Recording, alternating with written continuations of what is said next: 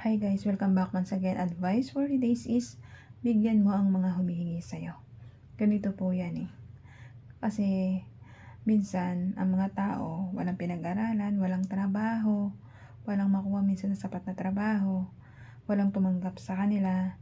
So kung minsan wala talaga, wala silang trabaho, nagiging tambay sila. Meron man pero hindi sapat para sa kanila na bumuhay lalo na marami silang anak. Ganun po yun. So, kung ikaw naman nakataong nakakaangat sa buhay, nakakaluwag, so, tulungan po natin sila. Pero, yung pagtulong natin, lagyan din po natin ng aral o leksyon para doon sa tutulungan natin para hindi rin po tayo maabuso. Halimbawa, tutulong ka. Once, twice, thrice. Tapos, bigyan mo sila ng trabaho kung maganda na, kung makakaangat ka naman sa buhay, bigyan mo sila ng trabaho bilang katulong mo sa bahay. Kung meron kang negosyo, ipasok mo doon para magtrabaho sila, di ba? Para magkaroon sila ng sarili nilang trabaho. Kung may mga kakilala ka ng mga kaibigan, may mga sariling market, pasok mo sila doon bilang trabahador, farm, pabrika, at madami pang iba. Diba? Kung mayroon ka mga kakilala na maunlad sa buhay, na may kayang magpasahod ng tao, bigyan po natin sila ng trabaho.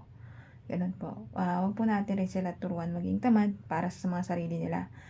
Maging matalino po tayo sa pagtulong din po ng kapwa-tao natin para hindi din po tayo maabuso.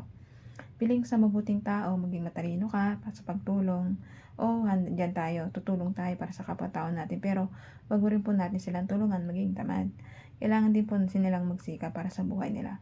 Kung meron kang sapat na pera, tulungan mo sila, magbigyan mo sila ng pang-business nila, puhunan nila, magtinda sila ng fishbowl para sa araw-araw, meron silang kainin na hindi sila naghihingi na lang dyan, di ba? Sa mga kalsada, di ba? Tulungan mo sila, magbigay ng puhunan, kundi po, magtinda sila ng mga gulay, damit, di ba? Kung ano pang pwede nilang itinda, ilako, o banana Q, kamote Q, di ba? O gano'n, mga kakanin, di ba? O bigyan mo sila konting puhunan kung talagang talagang willing at talagang tumulong para sa kapwa-tao mo. Ganun po yun. Kung sino man ang gustong tumulong sa kapwa-tao mo, may mabuti kang puso, di tulungan po natin. Huwag po tayong magdalawang isip.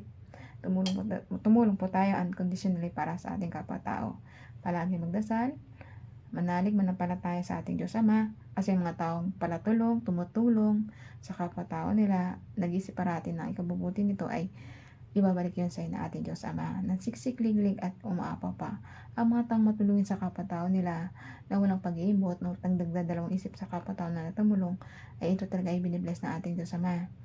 Pag tumutulong ka sa kapwa-tao mo, at hindi ka nagdadalawang isip na tulungan to, ay tsak na tsak, babalik yun na doble, siksik-liglig at umaapaw pa.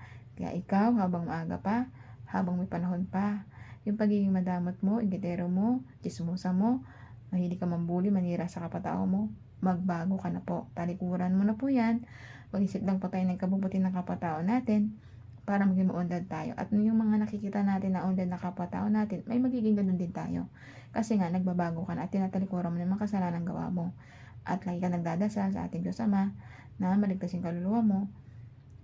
At higit sa lahat, kasama natin siya, kasama ng kanyang anak, si Jesus Christ at Diyos Espiritu Santo. Kaya hanggang dito lang po kayong advice, akin advice. Ingat po tayong lahat and God bless.